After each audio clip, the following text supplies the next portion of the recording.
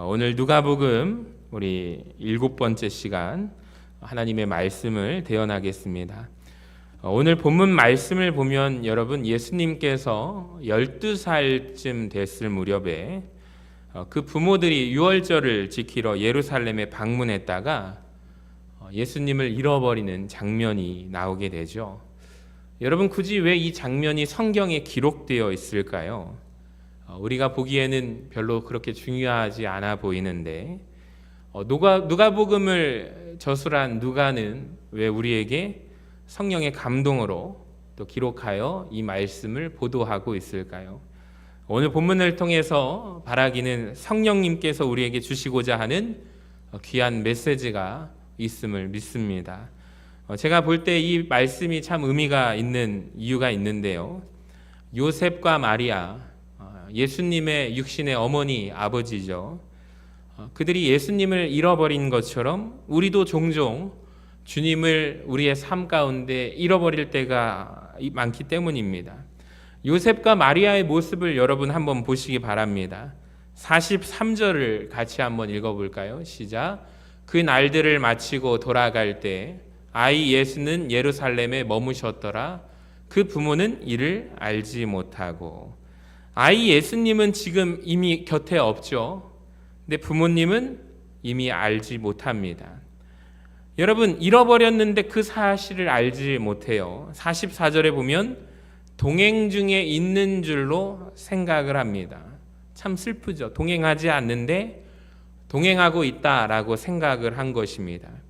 여러분 이 말씀을 우리에게도 한번 적용해 보면 너무 마음이 아파요. 때로는 우리가 인생 가운데 주님을 잃어버릴 때가 분명히 있습니다. 내가 주님을 잃어버렸는데도 불구하고 내가 주님을 잃어버렸다는 사실을 알지 못할 때가 우리가 얼마나 많습니까? 그리고 심지어 내가 지금도 여전히 주님과 함께 동행하고 있어 라고 생각하면서 착각하고 있습니다. 이게 우리 현실이죠. 구약 성경에도 보면은 하나님을 잃어버렸는데 더 이상 하나님께서 그와 동행하지 않으시는데 그는 자기가 여전히 하나님과 동행하고 있도다라고 생각하고 착각하게 행동했던 삼손이라는 인물이 등장하죠. 여러분 사사기 16장 20절을 보시면 들릴라가 이르되 삼손이여 블레셋 사람이 당신에게 들이닥쳤느니라 하니 삼손이 잠에서 깨어나서 이르기를 내가 전과 같이 나가서 몸을 떨치리라 라고 말합니다. 근데 이미 하나님께서 자기를 떠나신 줄을 삼손은 깨닫지 못하는 모습이 나옵니다. 하나님이 이미 삼손을 떠나셨어요, 여러분. 삼손이 그 사실을 알아요, 몰라요? 모릅니다. 인지하지 못해요. 여전히 나는 하나님과 함께 동행하고 있어 라고 생각하고 착각하고 있습니다. 여러분 이런 모습이 혹시 우리에게 있지는 않습니까? 이 자리에도 주님을 놓쳐버린 분이 계실 줄로 압니다. 내 삶을 보면 주님과 전혀 상관없는 삶을 살아갑니다. 자, 그런데도 나는 내가 주님과 함께 있다고 착각할 수 있습니다. 여러분 우리 교회가 특별히 두려워해야 할 것이 무엇인가? 사람이 많고 적음이 두려워해서는 안 됩니다. 사람이 많아지면 기뻐했다가 사람이 떠나면 슬퍼하고 여러분 이래서는 안 됩니다. 저는 바라기는 우리 교회 기준은 무엇인가? 예배를 받으시는 지금 하나님께서 이 자리에 우리와 함께 하시고 우리의 예배를 기뻐 받으셔야 할 줄로 믿습니다. 이것을 우리가 두려워해야 합니다. 무엇을 두려워해야 합니까? 하나님이 우리가 드리는 예배에 이 자리에 임재하지 않으실 것을 두려워해야 합니다. 그러니까 교회는 하나님이 떠나시면 안 돼요. 사실 교회는 어찌 말하면 이렇게 말할 수 있을 것 같아요. 하나님 한 분만 안 떠나시면 됩니다. 그러니까 하나님을 잃어버린 교회, 그런데 잃어버렸는지조차 모르는 교회들이 얼마나 많습니까? 바라기는 그런 교회 되지 않기를 간절히 소망합니다. 또 하나 본문 말씀을 읽어보면 요셉과 마리아의 또 다른 문제가 있어요. 근데 이것은 드러나지 않은데 성경이 오늘 그것을 드러내게 만듭니다. 얼핏 보면 지금 문제가 뭐냐면 마리아와 요셉, 육신의 부모가 예수님, 12살 된 예수님을 성전에서 잃어버린 것, 이것을 문제라고 우리가 생각할 수 있는데 아닙니다. 더 중요한 문제가 있는데 성경은 그것을 고발하죠. 자, 부모가 예수님을 만나서 묻습니다. 이런 질문을 해요. 얘야, 어찌하여 부모를 근심하게 했느냐라고 질문을 하니까 49절에 예수님이 대답하시죠. 같이 읽어볼까요? 시작. 예수께서 이르시되 어찌하여 나를 찾으셨나이까? 내가 내 아버지 집에 있어야 될 줄을 알지 못하셨나이까? 아멘. 지금 성전을 뭐라고 말씀하고 계셔요? 노란 글씨 읽어볼까요? 시작. 내 아버지 집. 성전을 내 아버지 집이라 말씀하십니다. 그러니까 이 말씀은 예수님께서 나는 하나님의 아들이다 라는 것을 드러내고 계시는 뜻이죠. 근데 50절을 보실까요? 같이 읽어봅니다. 시작. 그 부모가 그가 하신 말씀을 깨닫지 못하더라. 여러분, 이 말씀이 저는 굉장히 중요하다고 생각을 합니다. 우리가 누가복음 강의를 이어가면서 1장부터 계속해서 하나님의 말씀을 받고 있는데요. 우리는 알고 있습니다. 예수님이 태어나기 전에 천사의 방문을 받게 되죠. 뭐라고 얘기해요? 천사가 지극히 높으신 이의 능력이 너를 덮으시리니 네가 하나님의 아들을 잉태하게 되리라. 이 계시를 받게 됩니다. 그리고 특별한 방문을 초대해 받습니다. 목자들이 방문을 하죠. 또 천사가 알려줘서 또 하늘의 별을 보고 동방박사들의 방문이 마국간에서 이루어지게 됩니다. 황금과 유향과 몰약을 아기 예수님께 바치죠. 그리고 성전에서 정결 예식하러 갔다가 시므온과 안나를 만나서 예언하는 말을 우리가 지난 시간 함께 말씀을 통해서 알고 있습니다. 그러니까 이 다 모든 것들이 가리키는 것은 오직 하나입니다. 예수가 누구시냐면 하나님의 아들이시고 그리스도가 되신다라는 것을 가리키고 있는 거예요. 그런데 오늘 50절 말씀을 보시면 그의 부모는 그가 무슨 말을 하는지조차 알아채지 못하고 몰랐습니다.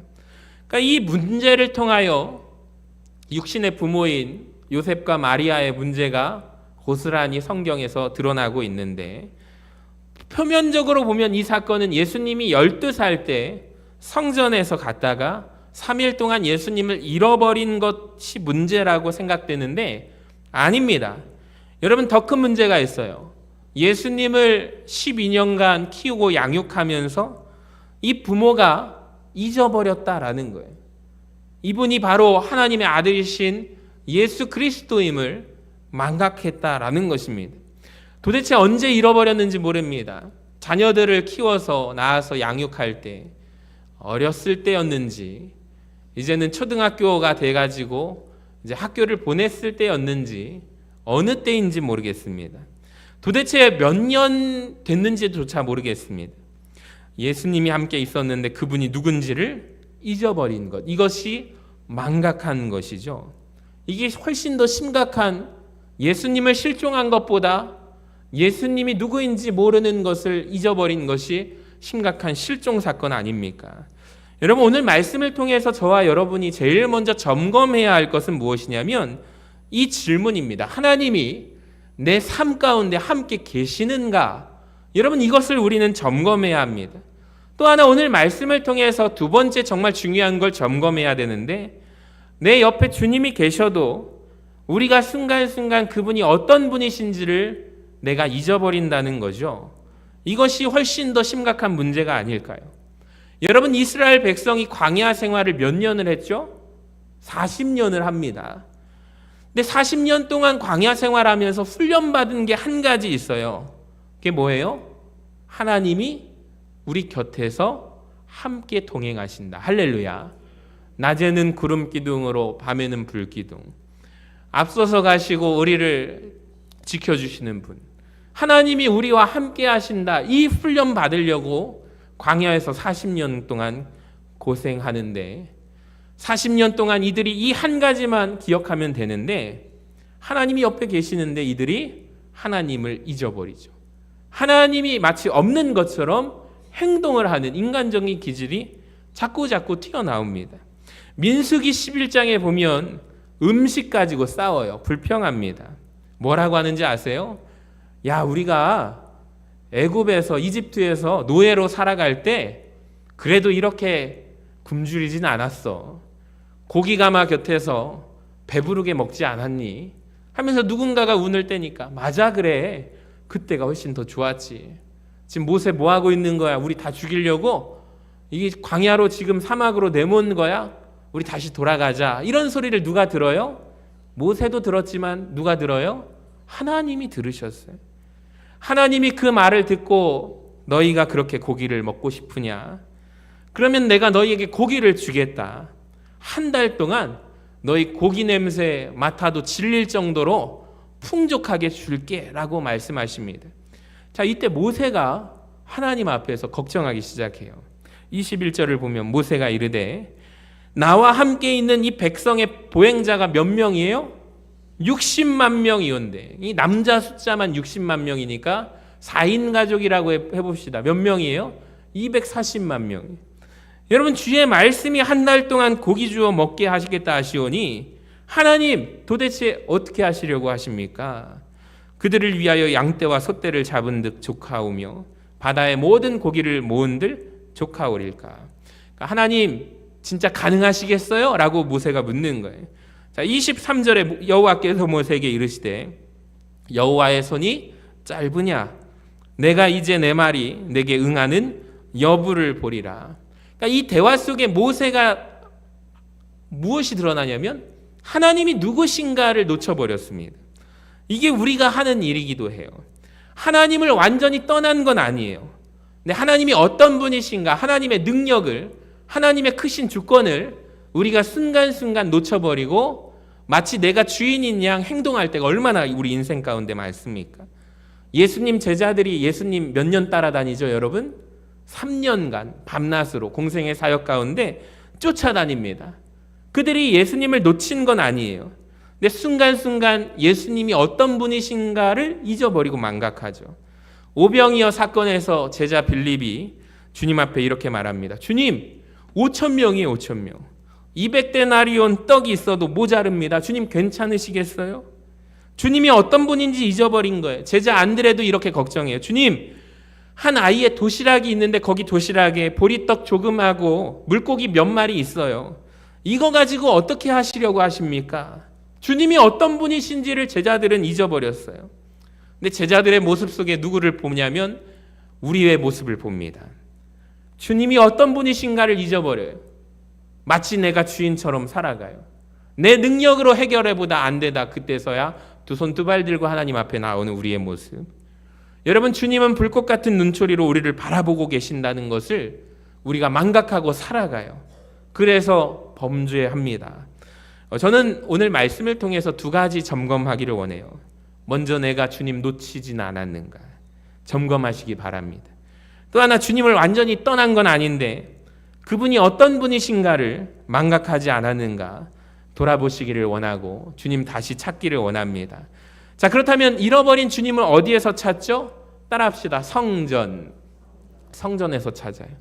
예수님이 하신 말씀을 주의 깊게 보면 은혜가 됩니다. 보세요. 예수께서 이르시되 어찌하여 나를 찾으셨나이까? 내가 내 아버지 집에 있어야 될 줄을 알지 못하셨나이까 하시니. 여러분, 성경에 보면은, 여러분 성경 한번 보세요. 내 아버지 집, 이 반가로 1번 해가지고 성경책 하단에 보시면 각주라고 하잖아요. 각주에 보시면 이렇게 달려 있을 것입니다. 또는 내 아버지의 일에 관계하여야 라고 되어 있거든요. 여러분, 이게 왜 그럴까요? 찾아보니까 성경 원어가 헬라어로 신약이 쓰여져 있는데 우리로 치면은 집이라는 단어 있잖아요. 영어로 하면 뭐 홈, 하우스, 이 집이라는 뜻이 이 단어가 없대요. 그래서 이 본문의 성경 원문을 찾아보면 이렇게 번역이 되어 있습니다. 우리 같이 읽어볼까요? 시작. 내 아버지의 것들 중에 있어야 할 줄을 알지 못하시나이까.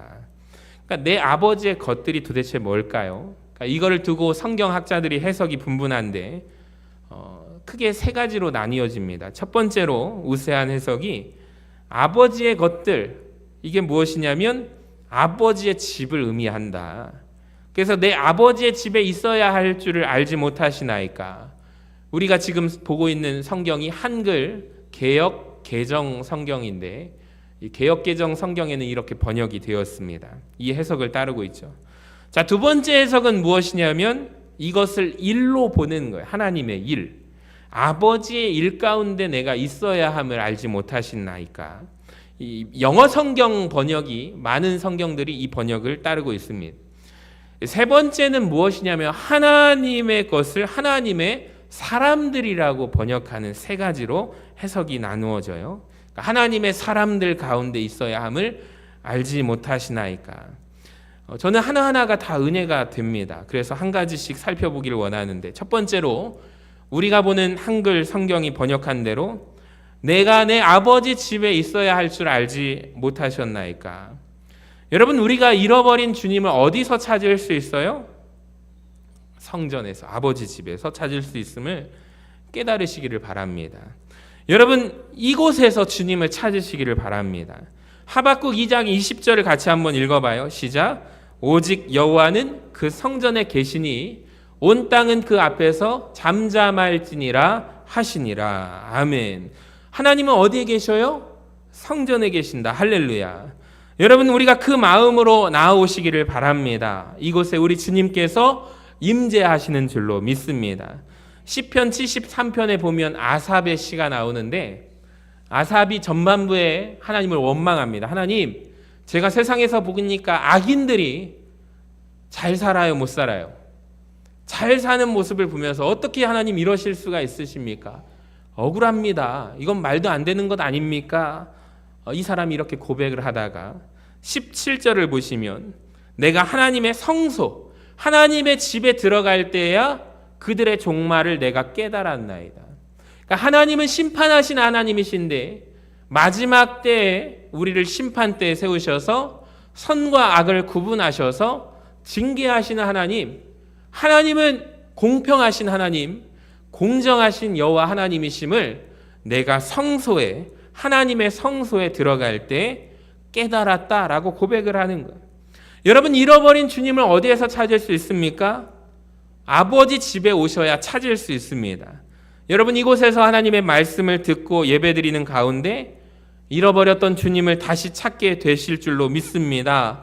여러분, 아버지 집에 오시는 것을 쉬지 마시기를 주님의 이름으로 간절히 축원합니다. 자, 두 번째 번역, 하나님의 것들은 여러분 아버지의 일들로 번역할 수가 있는데, 킹 제임스 영어 성경에서도 내가 아버지의 일에 있어야 함을 알지 못하시나이까. 이게 참 은혜가 돼요. 여러분, 우리가 놓쳐버린 주님을 언제 다시 만날 수 있냐면 하나님의 일을 하다 보면 만나게 됩니다. 할렐루야. 하나님의 일을 열심히 하다 보면 그곳에서 함께 일하고 계시는 주님을 내가 만나게 돼요. 여러분, 이게 놀라운 신앙의 비밀입니다. 주님께서 성경에서 이런 말씀이 있었죠. 내가 내 아버지의 일을 하노라 라고 말합니다. 여러분, 이왕이면 하나님의 일에 동참하시기를 바랍니다. 그것이 하나님을 만나는 축복된 길인 줄로 믿습니다. 제가 비밀을 알려드릴게요. 성경에 보면 사도 바울이 나와요. 항상 성경 퀴즈에서 어김없이 등장하는 게, 자, 여러분, 어른들도 틀리고 아이들도 틀리는 질문이에요. 사도 바울은 예수님의 12제자 안에 들어갈까요? 못 들어갈까요? 그럼 아이들이 다 자신 있게 들어갑니다, 사도 바울. 그랬더니 이 아이가 조금 지식이 있어요. 성경을 제일 많이 쓴 예수님의 제자입니다 라고 말해요. 그럼 제가 말합니다. 땡이야. 그러면 애가 막 노려볼 듯이 막 눈에 불을 켜고 아니에요, 맞는데요 그러거든요. 그러면서 설명을 해주면 그제서야 아 라는 반응이 나옵니다. 우리는 사도행전 강해를 통해서 사도 바울을 잘 알고 있습니다. 그는 원래 청년일 때, 사울일 때 예수님을 믿는 자들을 잡아 죽이던 자였잖아요. 근데 그가 가다가 다메섹 도상에서 환상 중에 예수님을 만난 사람이죠. 그런데 그가 누구보다도 깊게 만난 사람이 사도 바울이에요. 바울의 서신서를 한번 보시기 바랍니다. 예수님이 어떤 분이신가를 풍성하게 깊게 묘사하죠. 빌립보서 2장에 보면 그는 본체, 근본 하나님의 본체시다 라고 말합니다. 제자들처럼 주님을 따라다닌 사람이 아닙니다. 근데 어떻게 바울은 주님에 대한 깊은 이해를 할 수 있었을까? 저는 그 이유를 압니다. 오직 하나예요. 사도 바울은 어떠한 사람인가? 주님의 일을 동참한 사람입니다. 세 차례간 선교 여행을 한 사람입니다. 일하다가 주님 만난 사람이에요. 누가 주님 마음을 모를까요, 여러분? 하나님의 일을 안 하는 사람은 주님 마음 모릅니다. 하나님의 일에 내가 해보면 하나님 마음 알고 하나님 어떤 분이신지를 알게 되어 있습니다. 정말 그래요. 여러분, 우리 중에 하나님의 일에 열심 내다가 그치신 분들이 걱정됩니다. 점점 하나님을 놓쳐버립니다. 주님이 한탄하시죠. 추수할 것은 많되 일꾼은 많다 적다? 적다고 말씀하십니다. 여러분, 하나님이 보시기에 이 땅에 부족한 것 두 가지가 있는데, 첫 번째는 신령과 진정으로 예배하는 예배자들이 적어서 하나님이 찾으신다라고 말씀하시고요. 그리고 일꾼이 적대요. 대부분의 교회 통계가 보니까 20%만 일하고 80%는 손님으로 교회 다닌다고 합니다. 근데 오늘날 통계가 바뀌었어요. 일꾼이 11조래요. 10분의 1만 일하고 90% 손님입니다. 여러분, 우리가 고백하기를 원합니다. 하나님의 한탄이 우리 귓가에 들리기를 원합니다. 이사야처럼 주님 내가 여기 있사오니 나를 좀 써주시라고 고백하는 은혜가 있기를 원합니다. 여러분, 하나님의 일을 하다가 하나님 만나시는 은혜가 있기를 원합니다. 자, 마지막으로 번역은 무엇이냐면 하나님의 것들, 무엇이죠? 하나님의 사람들 가운데 있어야 함을 알지 못하시나이까 번역할 수 있어요. 여러분, 이게 정말 은혜가 됩니다. 우리가 언제 잃어버렸던 주님을 다시 찾게 되냐면 하나님의 사람들과 있다 보면 그들 가운데 역사하시는 하나님에 대해서 듣고 하나님을 다시 찾을 때가 많습니다. 여러분, 그래서 정말 중요한 게 내가 누구를 만나고 누구와 대화하고 시간을 보내는 게 정말 중요합니다. 쌍둥이였지만 야곱과 에서를 보세요. 인생이 완전히 다릅니다. 쌍둥이지만 너무 달라요. 에서는 영적인 것에 관심이 없습니다. 예배에도 관심이 없습니다. 장자권에도 관심이 없어요. 쌍둥이지만 동생 야곱은 영적인 축복에 관심이 많아요. 예배에 관심이 많아요. 그러니까 그들의 삶을 갈라버린 것은 오직 딱 한 가지. 그들이 누구와 시간을 오래 보냈는가라는 것입니다.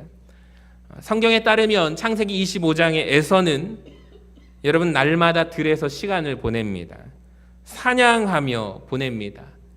들에 나가면 믿지 않은 사람들이 많습니다. 그들과 교제하면서 보냅니다. 야곱은 달라요. 창세기 25장 27절을 보세요. 그는 조용한 사람이었으므로 어디에 거주해요? 장막에 거주합니다. 여러분, 장막 안에는 누가 있었을까요? 하나님의 사람들이 있었습니다. 아버지 이삭이 있었고 어머니 리브가가 있었습니다. 그뿐만 아니라 우리가 자세히 보면 믿음의 조상 아브라함이 이 장막에 있었는데 그와 함께 보낸 시간이 15년이었습니다. 여러분, 성경은 그것을 말씀하고 있어요. 짧은 시간이 아니죠. 15년 동안 함께 있었다. 여러분, 바라기는 하나님의 사람들과 좀 같이 시간 보내시기를 바랍니다. 그래야 그 가운데 잃어버린 주님을 찾게 되십니다. 우리 가운데 주님을 놓쳐버리신 분, 하나님의 집에서 하나님의 일을 하다가 하나님의 사람들과 함께 있다가 주님 다시 찾는 은혜가 임하기를 원합니다. 많은 분들이 교회 사역을 하다 보면 깜짝 놀랍니다. 세상에서는 시분초를 두고 꼼꼼하게 점검하고 일을 하는데 여러분, 교회 사역은 그렇게 했다가 시험 듭니다. 시험 든 사람이 저입니다. 저는 시분초로 예배 콘티를 짭니다. 근데 어느 순간 그렇게 치밀하게 그렇게 하다 보니까 하나님이 임재하실 시간이 과연 있을까라는 생각이 문득 들더라고요. 여러분, 정확하게 끝내는 예배 만족하십니까? 근데 예배를 앞에서 주관하다 보면 때로는 주의 일은 그렇지 않습니다. 하나님의 임재의 역사는 그렇게 임하지 않습니다. 그래서 많은 분들이 세상처럼 비교하셔요.